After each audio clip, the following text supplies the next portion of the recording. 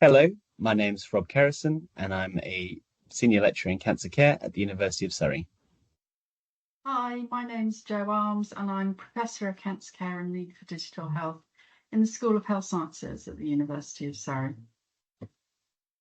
So, Joe, you've just published three papers on cancer in people who are in prison. Could you tell us a bit about the prison population in general, just to begin with? Yeah, sure. We know that the UK has got one of the largest prison populations in Europe, and that population is aging. And with aging, people acquire a range of long-term conditions. In the general population, we know that around 1 in 2 people will get a diagnosis of cancer within their lifetime. And so it's reasonable to think that that might be the case for people who are in prison. However, we don't know whether that's the situation or not. And hence we did this research to try and investigate this disease in this population. Thanks, Joe. That's really helpful. So, can you tell us a little bit about the study itself? Yeah, it was a three-phase study. We used mixed methods. So the first part of the study, we analysed data from the prison and the cancer registry to try and identify the number of people who are diagnosed with cancer in prison. And we also wanted to look at what treatment they got, whether it was equivalent to that in the general population, and what their survival rates were like compared to the general population. We also tried to estimate the cost of cancer care for people in prison, and we interviewed both patients and professionals about the experience of diagnosing and managing cancer in this group of people. Thanks, Joe. That's really clear.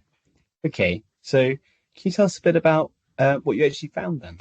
So we found that initially rates of cancer incidence were lower than in the general population, but towards the end of that 20-year period, they rose to about the same level as for the general population.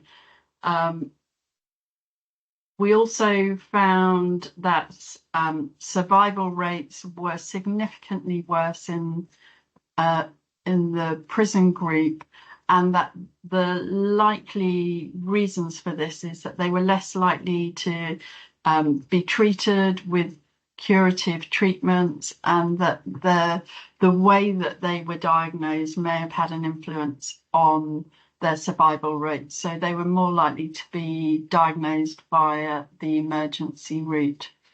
We found that the cost of cancer care for prisoners is higher than for the general population, and that both people in prison and the professionals looking after them reported that the experience was much worse for them in terms of access to information, optimal symptom management, and the involvement of friends and family in supporting them during that time.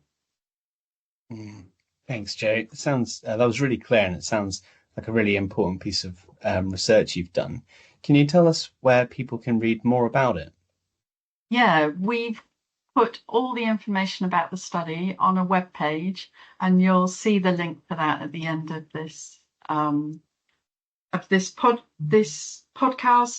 And you'll also find there a short film we created based on the qualitative interviews that just gives an overview of the qualitative findings. Perfect. Thank you so much.